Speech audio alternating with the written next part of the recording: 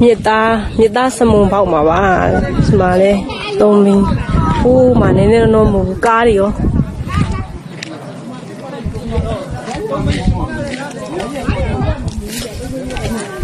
မကြည့်အောင်ကြည့်အောင်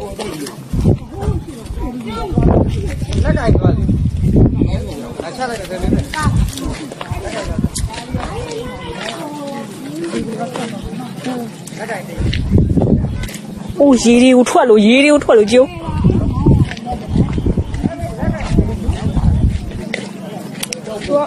အောက်ထဲမှာရေကြီးထားတဲ့အချိန်နဲ့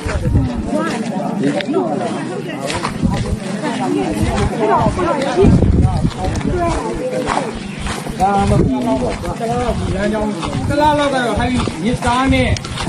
ပြင်ဒီလမ်းကြောင်းတော့ယာယီပိတ်မှာပါရောဒီနေသားကိုလောက်နဲ့ပြင်ဆင်ရမှာအနည်းဆုံးပြင်ဆင်ရမှာတရားကတော့ထိခိုက်မှုတိတ်မရှိပြီမဲ့ဒီပြည့်ကြောင်းကျတော့အင်မတန်မှဟိုမှာကားကြီး